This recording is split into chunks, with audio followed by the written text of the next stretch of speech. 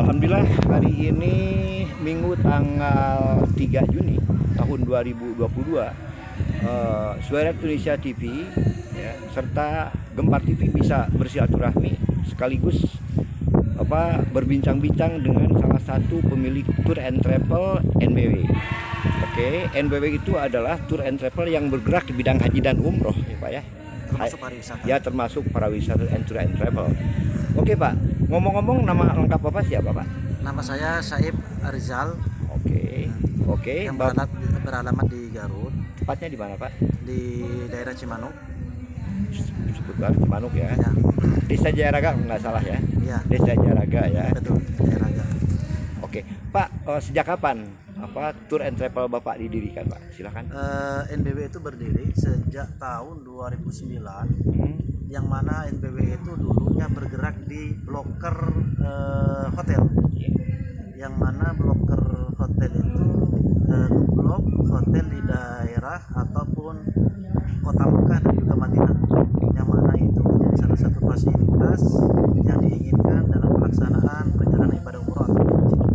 Nah, setelah NBW itu kemudian diresmikan di Indonesia sejak tahun 2008 oleh kami berserta juga rekan-rekan, dan NBW itu juga salah satu operator hotel yang mana menjual hotel-hotel Mekah, Madinah ataupun Jeddah kepada travel-travel yang ada di Indonesia, Malaysia ataupun Singapura. Oke, intinya sudah punya muasasah Pak?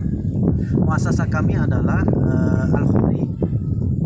NBW itu adalah sumber daripada perusahaan PT Pesona Modern 5, yang mana dua perusahaan itu dijadikan holding berkolaborasi bermitra untuk menjadi penyelenggara dalam pelaksanaan ibadah umroh ataupun haji. Oke. Sedangkan NBW itu sendiri konsen kepada kepariwisataan dan juga pengembangan daripada destinasi wisata. Oke, jadi intinya bukan saja wisata ziarah, tapi wisata lainnya juga bisa.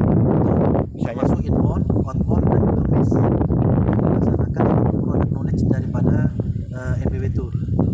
Nah, gitu. Pak, yang jelas bahwa NBW wabil khusus terkait umroh ya, umroh dan haji plus juga ya Pak ya. Oke, ini khusus yang digarap oleh Bapak, segmennya hanya di Kabupaten Garut saja atau di Jawa Barat Pak? Keseluruhan Pak, seluruh kota yang ada di Indonesia. Ya. Yang mana perwakilan kami itu banyak di Jawa Barat, kemudian Jawa Tengah dan juga Jawa Timur. Kalau pusat di Garut itu perwakilan Jawa Barat apa Garut? Kebetulan kalau di Garut itu ada agen-agen kami, perwakilan-perwakilan yang ada di Bandung, di daerah Cibaduyut, Cimahi, dan juga di Garut kota itu sendiri. Nah, ini patut diapresiasi, Anda tergolong ya muda, visioner dan berjiwa wira swasta. Dan saya kira Anda belum berusia 60, belum ya? Ngomong-ngomong usia Anda berapa? Usia saya itu sebenarnya kalau bicara usia sih malu ya. Nggak apa-apa, berapa?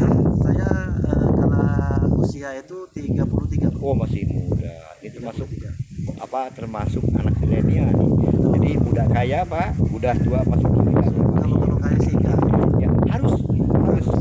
Oke Pak, jadi yang jelas bahwa ini mulai bergerak di Kabupaten Garut khususnya tour and travel. Bapak sudah mulai memberangkatkan jemaah haji wabil khusus di Kabupaten Garut sudah berapa kali Pak? Garut. Sejak tahun 2008 itu kami memberangkatkan sebanyak 380 yang tercatat. Kemudian tahun 2019 itu sekitaran 400 kurang.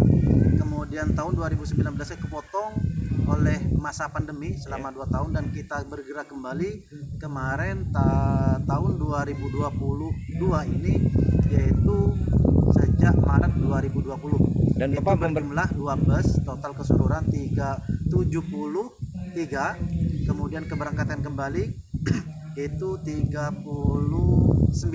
Oke. Termasuk kami bermitra dengan salah satu perusahaan yang terbesar di daerah Jawa Barat. Ya, saya tahu ya.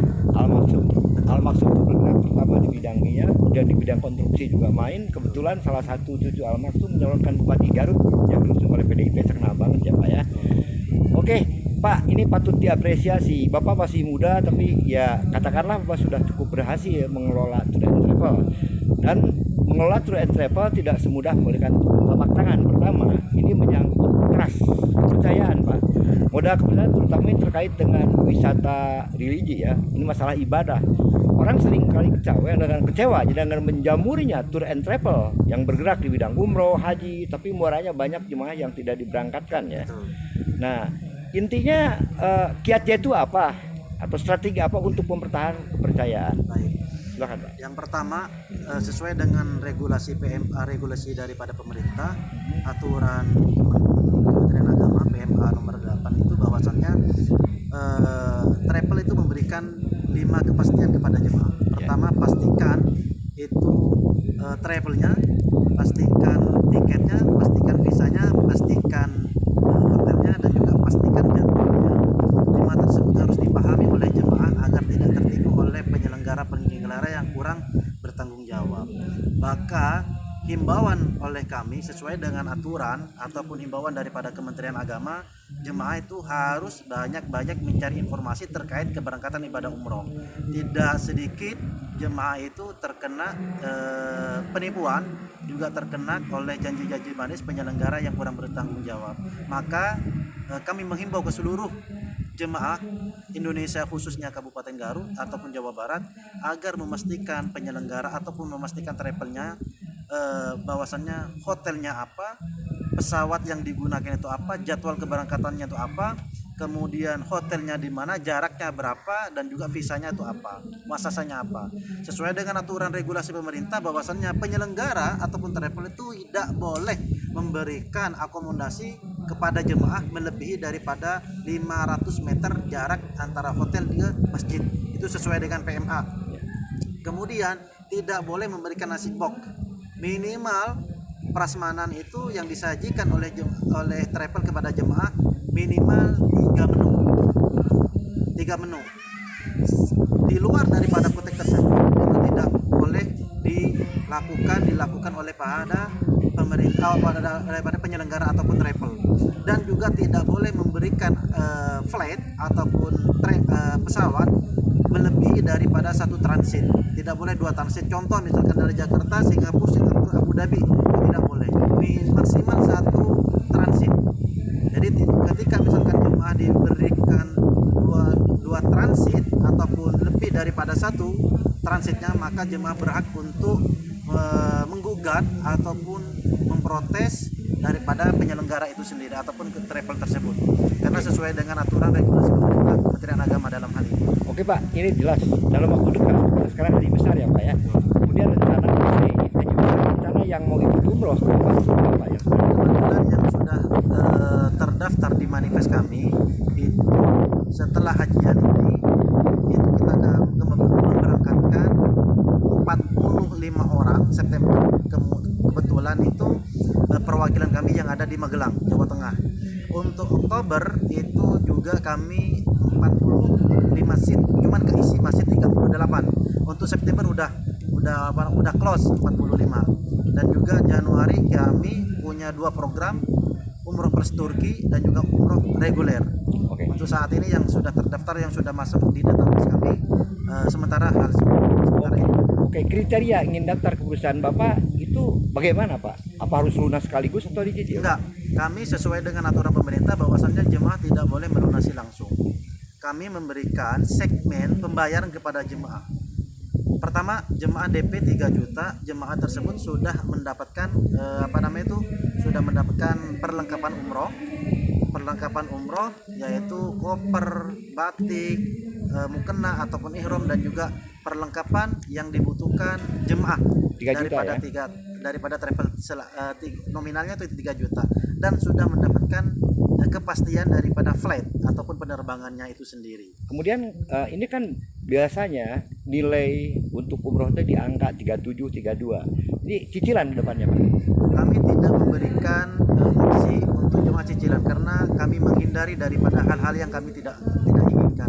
Kenapa? Kalau misalkan jemaah banyak yang mengatakan bahwasannya karena trustnya kuat jemaah dengan kami, sehingga jemaah berinisiatif untuk cicil kepada travel, dan kami menolak. Kenapa? Karena yang namanya bicara finansial itu riskan. Ya. Jadi harus bayar kontan. Harus bayar kontan. Adapun jemaah mau nyicil itu bukan kepada travel, itu tidak boleh, karena travel itu bukan di bidang finansial ataupun di bidang yang bergerak di lembaga keuangan. Jadi yang Harus pasti berapa ongkosnya Pak? ongkosnya itu kami bulan September ini menjual 26 juta. Itu all in, termasuk perlengkapan dan juga transportasi dari Garut menuju ke Jakarta. Ya. Di sana di hotel ya Pak ya? Kalau di sana dari Garut menuju ke Jakarta itu langsung Bang. Oke. Jadi cuman hanya saat istirahat di rumah makan untuk kita briefing, kemudian kita langsung berangkat menuju ke Saudi. Oke, yang pasti di sekretariat Bapak menerima sejumlah calon tamu Allah yang mendaftar ya Pak, yang pasti begitu. Oke, Bapak biar publik tahu, biar pembaca atau pemirsa baik Gempar TV, Suara Indonesia TV. Jadi bagi yang berminat umroh daftarnya ke Bapak langsung ke sekretariatnya ya Pak ya. Oke, sebutkan alamat sekretariat Bapak bagi para calon tamu Allah. Silakan ngomong. Kami beralamat di daerah Cimanuk nomor 6 Garut Kota, dan juga banyak perwakilan kami yang tersebar di berbagai daerah yang ada di Indonesia, baik itu di Bandung, Garut, Jawa Tengah ataupun Jawa Timur, termasuk juga di Makassar.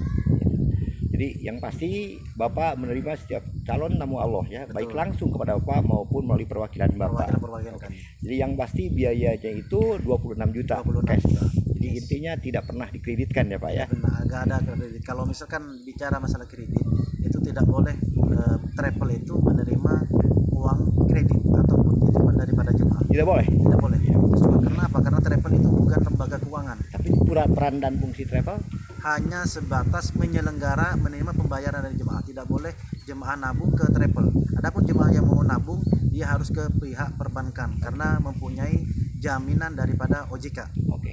Kalau travel kami tidak menyarankan untuk nabung kepada travel karena travel itu secara regulasi bukan lembaga keuangan. Tapi mencatat sebagai yang masuk daftar ke travel Anda itu aja ya. Betul. Oke, terima kasih Pak. Dan perbincangan tersebut berlangsung di depan Selawi Bambu Festival. Dan demikian perbincangan langsung dengan Mas Saib. Mudah-mudahan perusahaan Bapak kian kinclong kian maju dan kian digemari oleh para calon tamu Allah. Terima kasih. Assalamualaikum warahmatullahi wabarakatuh.